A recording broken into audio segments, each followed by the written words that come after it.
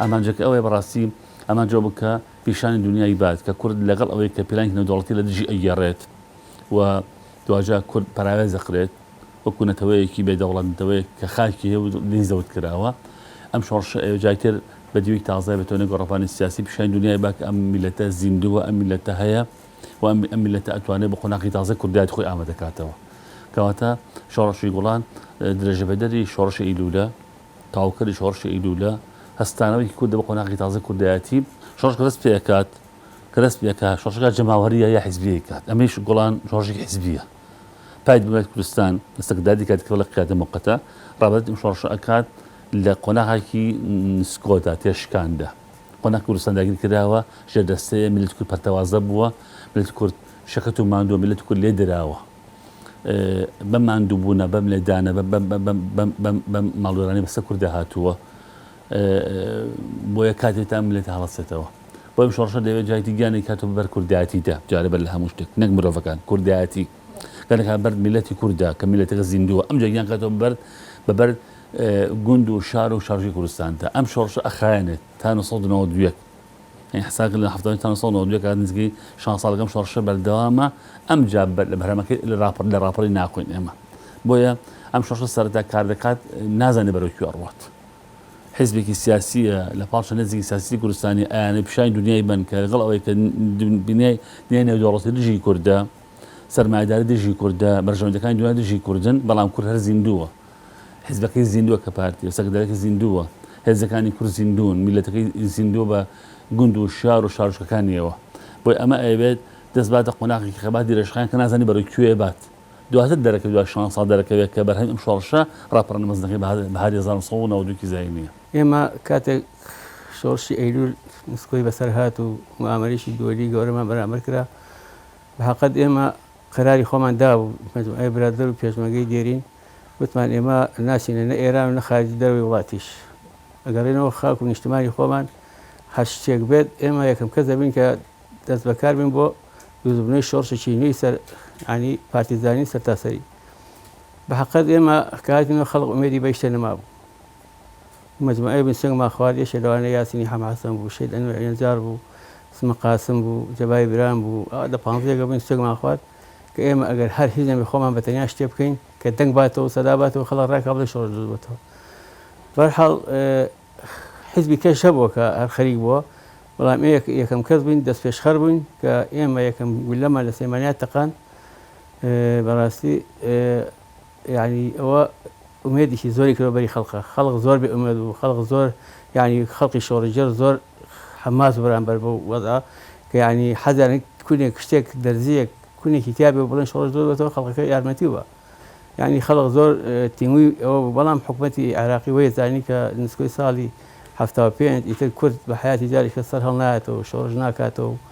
ئەوە نەما تازە جارێکی کە ئێمە ینی بتوانین جارێککە کورد بهێڵین جارێکە سەر هەڵباتەوە بە نوعێکی تر بە شۆڕشێکی نێتر طبعا کورد نائومێد بوو لە هەموو شتێک بەڵام کە دەنگی گولیان بیست یەکەم گولا ئومێد شۆ بەری دڵی خەڵقا و خەڵق دڵخۆش بوو بۆی کە بەڕاستی ئەمە سەرەتایەکی شۆڕشە دەستی پێکرد ئێمە وەکوی پێشمەری گوڵان یەکەم کەس بووین لە سەیمانیا کە فشێکمان بەرامبەر دژمن تەقان سەرەتا پڕ لە خۆشەویستی ترین پیرۆزبایم ئاڕاستەی بنەماڵی بارزانانی کە ئەڵێم بۆیە نەموت قیادەدایانی لە جەنابی بەڵام مستەفاوە تاوەکو ئێستا و جەنابی کاک مەسعود و کاک نەچیر و کاک مەسرورەکەم کە داینەمۆی جوڵاندن و سەرهەڵدانەوەی شۆڕشی ئەیلول و گوڵانن و هەروەها پیرۆزبایی لە مەکتەبی سیاسی و سەرکردایەتی پارتی بەگشتیەکەم و هەروەها پیرۆزبایی لە هەموو هەواداران و دۆستان و ئەندامان و کادرانی پارتی و لە هەموو گەلی کوردەکەم لە ڕاستیە سەرهەڵدانەوەی شۆڕشی گوڵان ئەکرێ وای ناو بنێن کە بریتە لە دەستپێکردنەوەی هێزی چەکداری چونکە ئێمە شۆڕشی ئەیلول کۆتایی نەهات تووشی نسکۆیەک بووی بە معاملەیەکی گەورەی نێودەوڵەتی کە تا ڕادەیەکی زۆر هەموو هێزەکانی ئەو کاتە لە ئەمریکا و اتحادی سۆڤێتی و دەوڵەتە هەرێمیەکان و ئەوانەتیە بەشدار بوون بەڵام شۆڕش دەکو جەنابتان ڕزانن دوو شت دروستیەکە لەسەر دوو کۆڵەکەی بنچینەی یەکەم ڕێبازە فیکریەکەیە کە ڕێبازی فیکری ئێمە جەنابی مەلا مستەفا لە نیشتیمان پەروەری و لە دادپەروەری و لە ئازادی و دیموکراتی دروستی کردبوو و خەڵکە ئەو خەڵکەی کە باوەڕیان بۆ ڕێباز و بۆ فکرێ هەبێ دوایەکەون لە ڕاستیە شۆڕشی ئەیلول ئێمە تووشی نسکۆی چەکداری کردین دەنا لە حقیقەتە بەردەوام بوو شۆڕشەکەمان چونکە ئەمان ڕێبازمان مابوو خەڵکیی زۆرمان ڕۆشت بووە ئێران و وەکو ڕیفوجی لەوێ مابوونەوە و هەمیشە ئامادە بوون بۆ ئەوەی دەست پێ بکەن و خەبات بکەن و ئەو وزە گەورە مەزنەی کە جەنابی مەلا مستەفا لە فکری خەڵکی کورد و کوردستانیانە ناشتە بووی بە کۆتایی هاتن یا بە نسکۆی هێزی چەکداریمان کۆتایی پێنەهات هەر بۆیە بەداخەوە لەو قۆناغەیە کە جەنابی مەلا مستەفا بەهۆی نەخۆشیەوە لە ئەمریکا لە دەستمان چوو کاکە ئیدریس و جەنابی سەرۆک بارزانی هەردوای کەمێک استقرارکردنیان بیریان لەوە کردەوە بۆ جارێکی تر مادەم ئێمەی گەلی کورد 1300 ساڵە بۆ چرکە ساتێک نەوەستاوین لە خەبات و مادەم باوەڕمان بۆ هەیە دەبێ گەلێکی ئازاد و نیشتیمانێکی سەر بە خۆمان هەبێ هەردوای فترێکی زۆر کەم هێزە چەکدارەکان یا هێزی پێشمەرگەیان ڕێکخستەوە و مەفارزی بچووک بچووکمان لەسەر شێوەی پارتیزانی لە شاخەکانی کوردستان لە بادینانەوە تاوەکو هەورامان دەستی پێکردەوە بۆیە ئەکرێ بڵێن شۆڕشی گوڕان درێژە پێدەر و یادکردنەوە یا بەگەڕخستنەوەی هێزی پێشمەرگەی کوردستان بوو بۆیە ئەوە مژدەیەکی ئەو تۆمانایەتەیە کە گەلی کورد بۆ یەک چرکە سات لە خەبات ناوەستێەوە بەردەوامە بێ تاوەگەیشتن بە ئامانجە نیشتیمانی نەتەوەیەکانمان. ئێمە پێشەوەی بینە سەر شۆڕشی گوڵانە بێ باس لەوە بکەین کە شۆڕشی ئەیلول چی بەسەرها. شۆڕشی ئەیلول دەستکەوتی گەورەی هەبوو. باشترین دەستکەوت بەیانی یانزەی ئازاری مێژوویە کە ئێستاشی لەگەڵ بێ ئەو بەیانە بناغەیە بۆ هەموو ئەو دەستکەوتانەی کە دواتر بۆ کورد هاتەدی لە باشووری کوردستان بە تایبەتی ئەوەی کە ئێستا ناوی فیدرالیە بەیانی یانزەی ئازار بناغەیەک بۆ ئەگەر بەیانی یانزەی ئازار نەبوایە ئەوەش نەئەچەسپال بە حەقەت بۆ کورد لە باشووری کوردستان. شۆڕشی ئەیلول یەکەم هین کە لی کرا یەکەم موامەرە کە لی کرا ئەوە بوو کە دوایی حکوومەتی عراقی کەزانی ئەو دەستکەوتانە بناغەیشی گەورەیە بۆ دروستبوونی دەوڵەتی کوردستان ئەوە بوو لە ساڵی 1970 شەڕ داگرسایەوە بەڵام شۆڕشی ئەیلول لە لوتکەیە بوو ئیدی حکوومەتی عراقی زانی کە شۆڕشی ئەیلول بە ئاسانی ملنادا بە دەسەڵاتی عێراق و بە موامەرە و پیلانەکانی دەسەڵاتی عێراق ئەوە بوو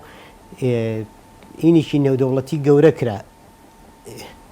بڵین هەماهەنگیشی گەورەی نێودەوڵەتی کرا بۆ ئەوەی کە شۆڕشی ئەیلول لە ناوبرن ئەوە بوو اتفاقی جەزائیری لێکەوتەوە کە ڕئیس هەواری بۆ مدوێن لەگەڵ شای ئێران لەگەڵ سەدام حوسێن اتفاقیشیان کرد نیسکۆی ئەیلولی لێ دروست بوو. ئێمە کەینە سەر شۆڕشی گوڵان شۆڕشی گوڵان ڕاستە ناوەکەی شۆڕشی گوڵانە بەڵام هە بەردەوامیدانە بە شۆڕشی ئەیلول چونکە شۆڕشی ئەیلول کاتێکە ئەو ئیتیفاقیە شومە کرا ئیتر بەڕێز مەلا مستەفای بەرزانی بڕیاریدا کە شۆڕش بەردەوام بێ بەڵام دواتر کە بۆی دەرکەوت پلانەکە زۆر لەوە گەورەترە کە ئەمان بتوانن بەو شێوازە بەردەوام بن ئەبێ بە شێوەی پارتیزانی بەردەوام بن لەبەرەوە پاژماوەیەک سەیری کرد کە سوپای ئێرانی و سوپای عێراقی هەماهەنگە بن بۆ لێدانی شۆڕش لەبەر ئەوە بارزانی پێیوا بوو کە شۆڕشەکە ڕابوەستێت بۆ ماوەیەکی کاتی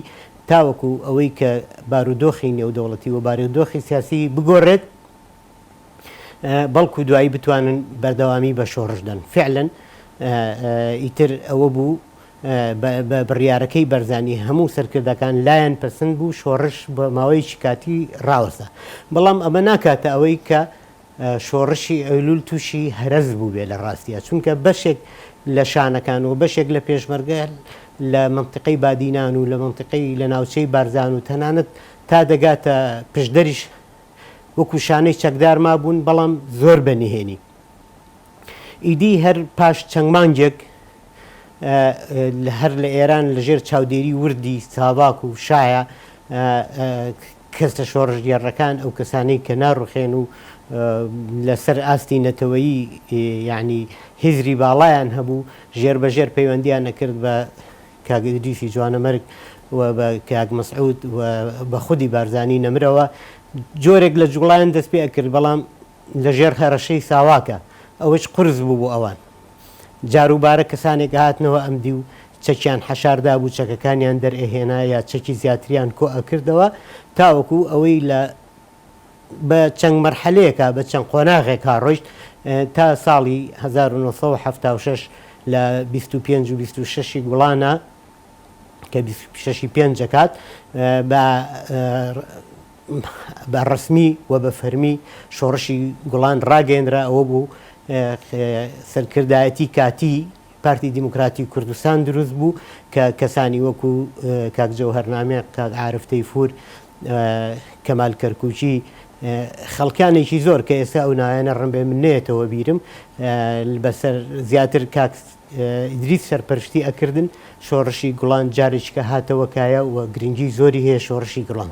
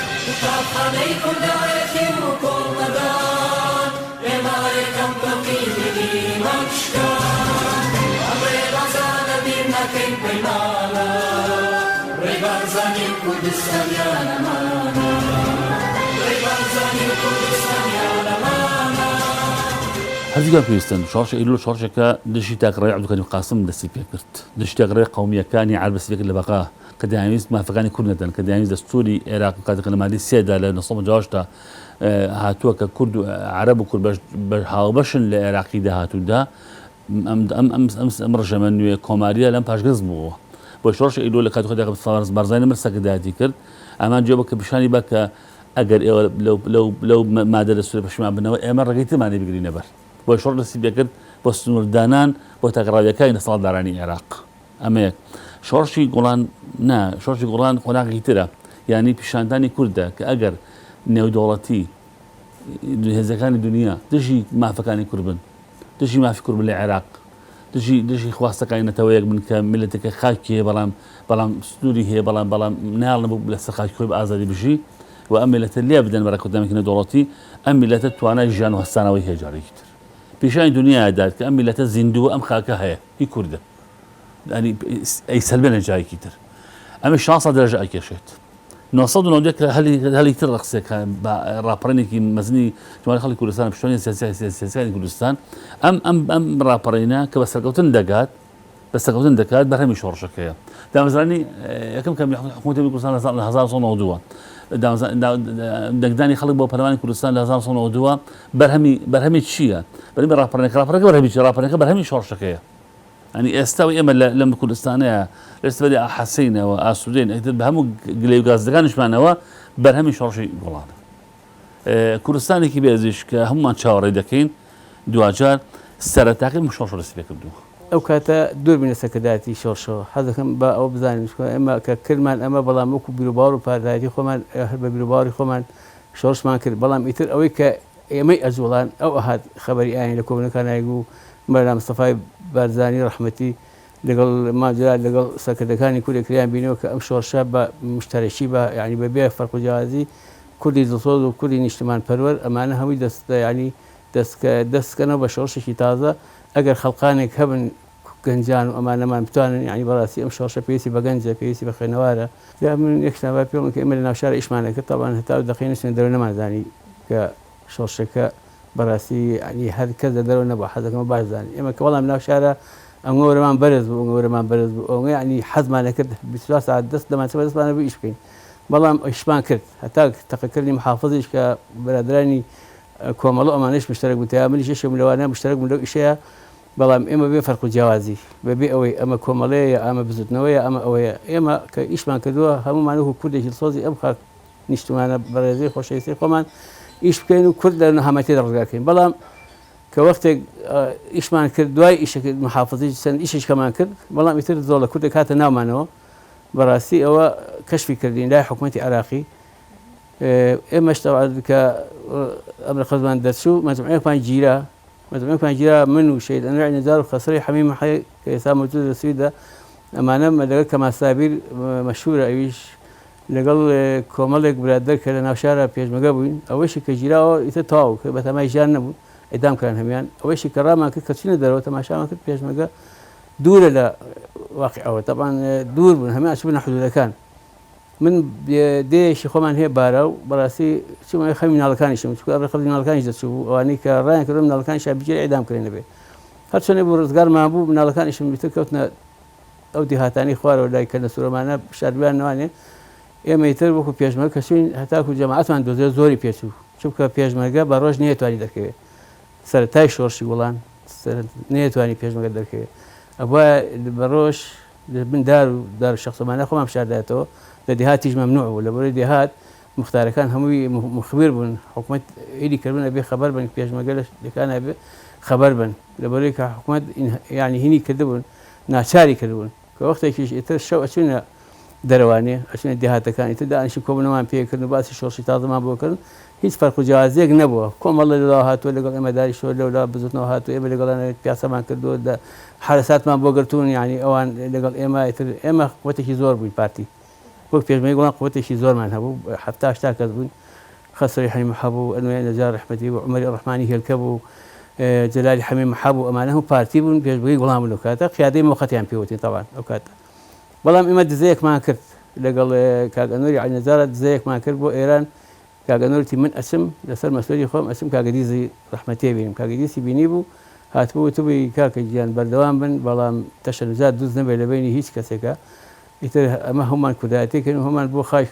بۆ ڕزگاربوونی کوردستانە پێم وایە لە مێژووی گەلی کووردا وەکو عەرزم کردی ئێمە لەو ڕۆژەی کە داگیر کراوین یا عەرەب داگیری کردین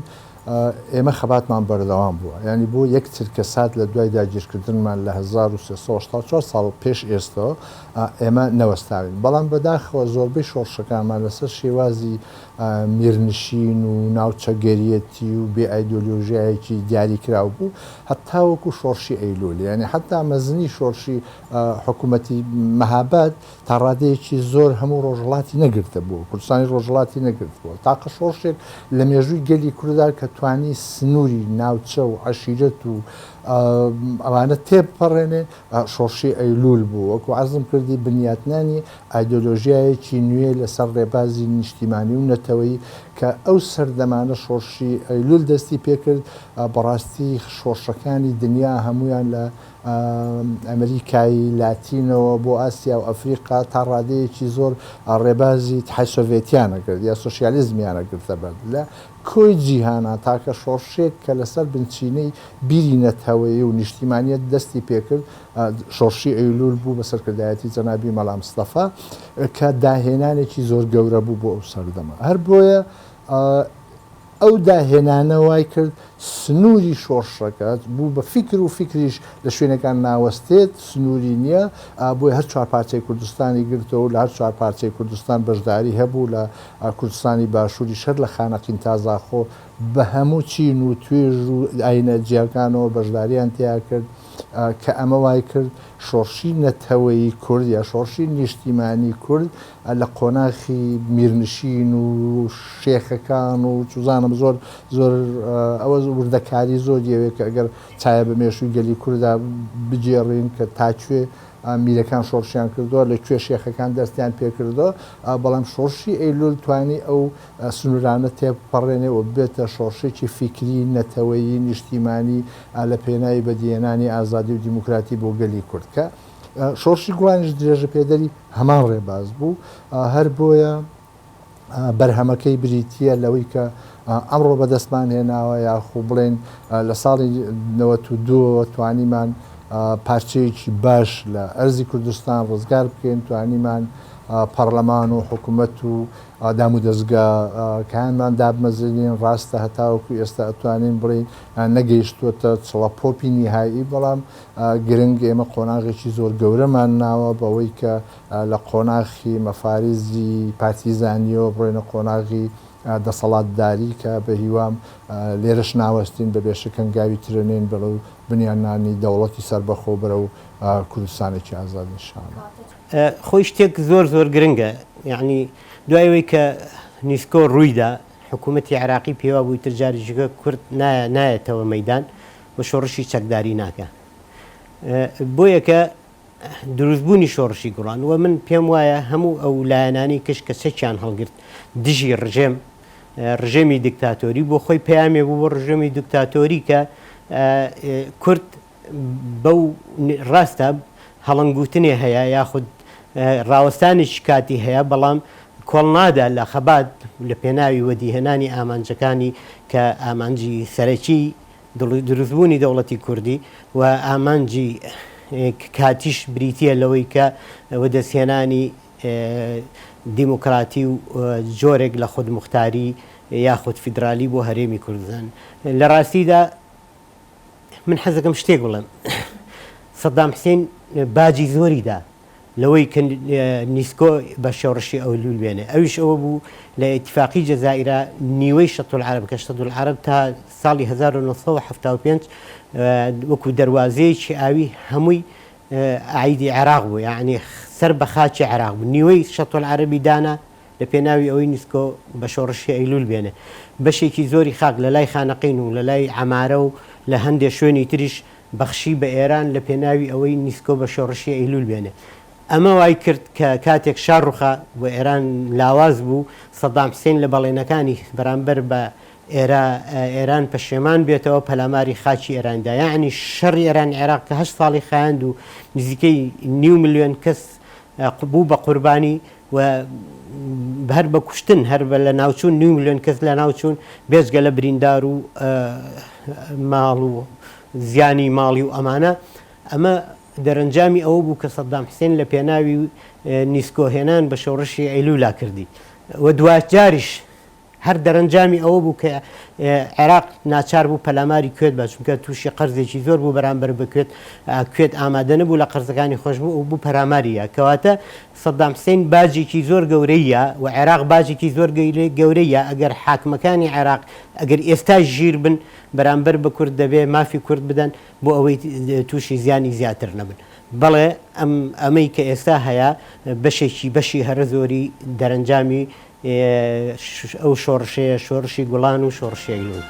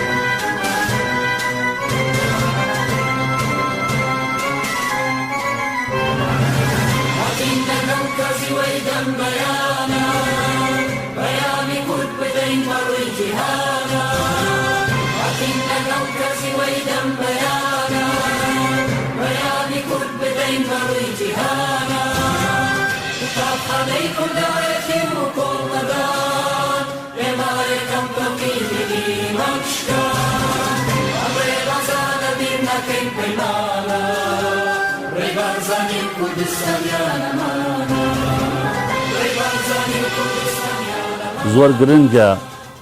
شۆڕشش کەس بخوات بە پلانێکی نێودوڵەتی نەک بە ناوخۆیی نەک بە خیانەتی ناوخۆیی لێ بدرێت دنیا دژت بێت خاخە داگی کرا بێت گوندەکان داگی کرا بێت سوسما کرا بێت ملەتەکەت پەرتەوازە بوو بێکی بەلایکە ڕۆشت بێت سەکرەتارەکەت لە ئێران بوو بێتە پەناهێندە بواری هیچ کارێکی سیاسی و چەکداری نەبێت زۆر گرنگە تۆ لەم قۆدۆقەتە بتوانیت ڕابەتی شۆڕشە بکەیت بیر لە ئایندەکەیتەوە نای شارمە بەڕاستی لەو ناومێدێتە زۆر گرنگە ئەو ئافرمە ئەو کەسانی کە ئەو وریان هەیە دەزێنەوە خەبات کە ئومێد نەماوە کە هیوان نەماوە تۆسێک ئێستا لە کوردستانی خۆماندا لەم 2020 زاینەدا خەڵکی ئومێدی حکومەتی کوردستان نەماوە خەڵکێک هیوای پێ نەماوە متمانەی پێ نەماوە زۆر گرنگە تۆ لەم بێمتمانەیە متمان دروستکەیتەوە خۆی ئەمە گرنگەوەیە جا تۆ لەو کاتە کە تۆ خاخت نییە ئاوت نییە نیشتیمانت نییە هیوا بێتەوە بەرمیلەتێکە لێ دراوە هەموو ئەوانەی کە لەو قۆناغە مێژوویە کاریان کردووە لەو ناومێدیەدا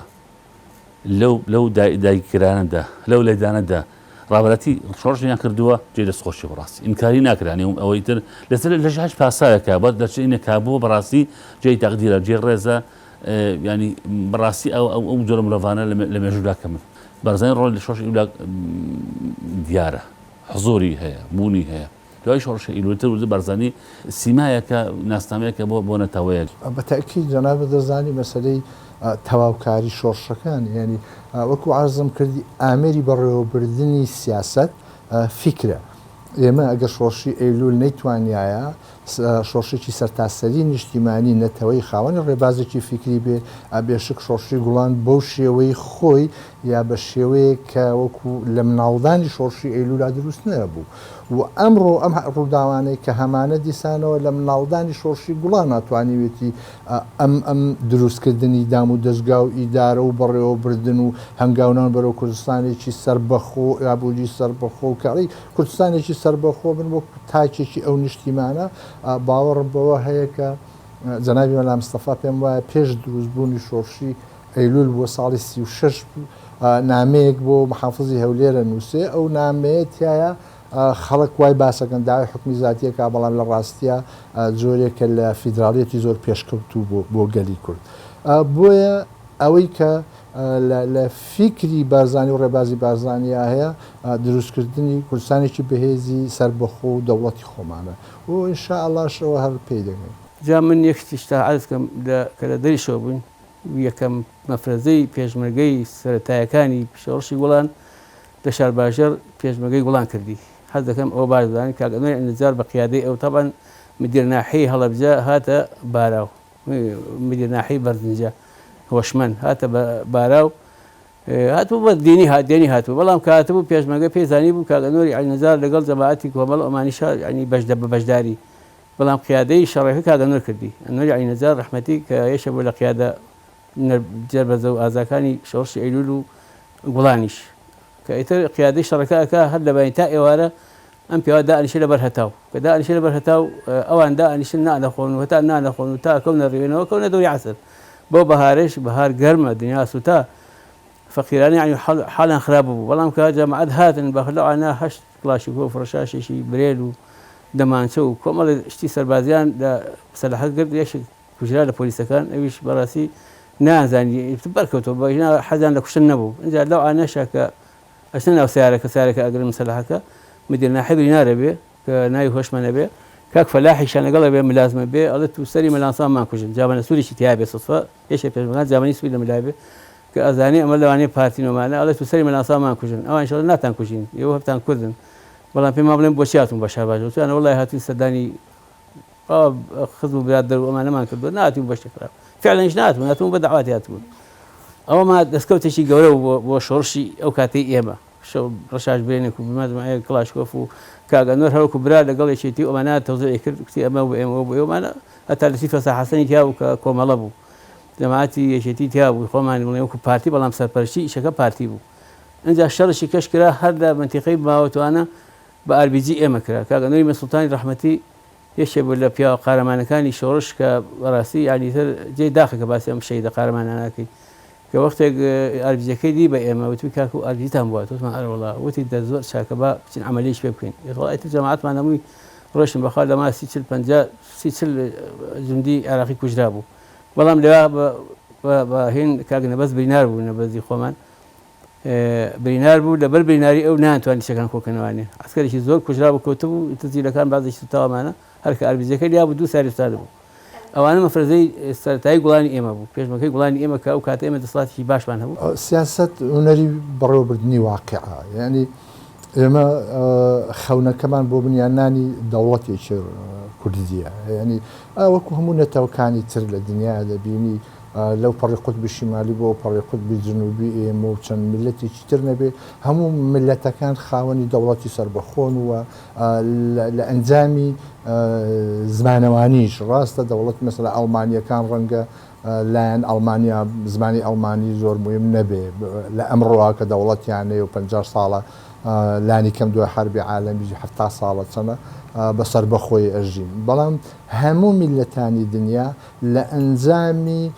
یەک زمانی یەک نیشتیمانی توانیانە دەوڵەتی سربەخۆ دروست بکەن ئێمەش لەگەڵ ئەو هێزە داگیرکەرانەی کە لە کوردستانە داگیریان کردوین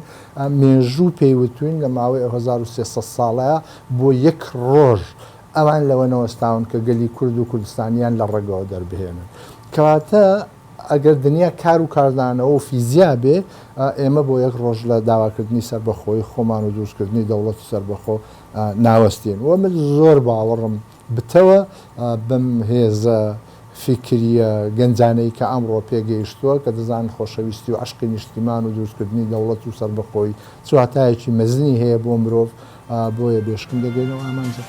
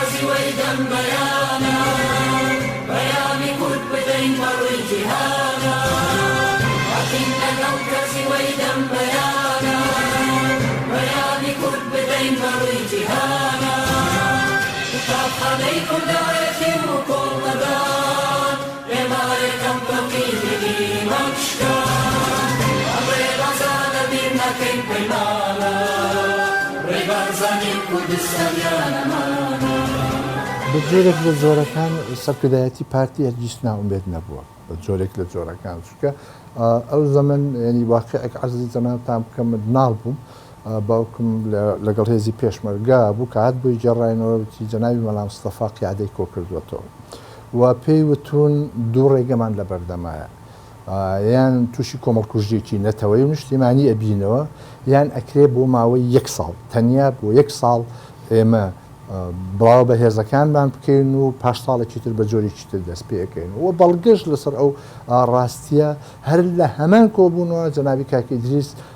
داواکە لە هەندێک لە خۆبەخشەکانی پێشمەرگە دەڵێ لە شاخەکانی کوردستان بمێننەوە تاوەندەی ئێمە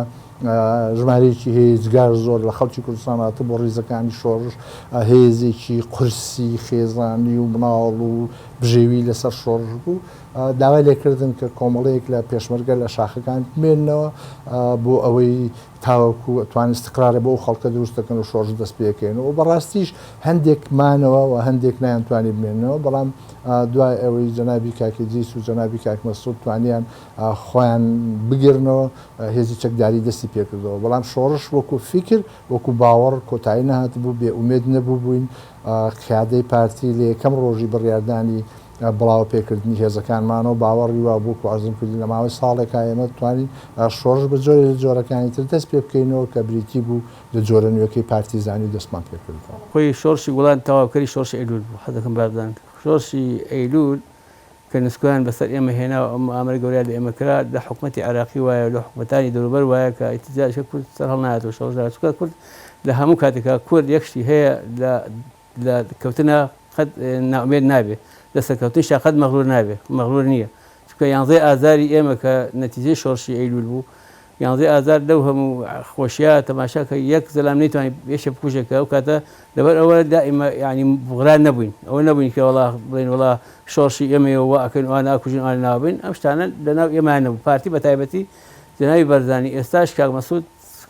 لەگەڵ ئەوەیە نییە ڕۆژە ڕۆژان خوێنی کورد بەدەستی کورد بڕژێ ئێمە جەنابی سەرۆکمان هەیە سەرۆک قەت ئیشەڵا نایاڵێ ئێمە تووشی شەڕ و تووشی ناهەمەتی و تووشی دەبدوی ئاوارێتی بینەوە جاریشکە لەبەرەوەی هەتا لە حیاتی شابێ هیوای تەمەندرێژی بۆ ئەخوازین و پێش ئەوەش بە حەزمان کرد پێشتر سەری ڕێز و ناوازەژانێن بۆ شەیدانی کورد و کوردستان پێشمەکانی گوڵان بینارەکانیان ئەوانەی لە زیندان و لە ئەبوغرێب وانە ئیدام کران و بێسەر و شوێن کران سەری ڕێز و ناوازەشیان بۆ دانوێنم بە حەقەت ئەوانە هەموو کاتێکە بێ لەسەر بەرچاو و لەسەر دڵ و لەسەر سەرمان بن ئێمە هەمیشە لە خزمەتی کەس و کار و عایلەی شەیدانین هیوادارین ئینشاءالله جارێکی ئەو ناخۆشیانە بەسەر هیچ عایلەیەکان نێتوانێت و برابین تەوابین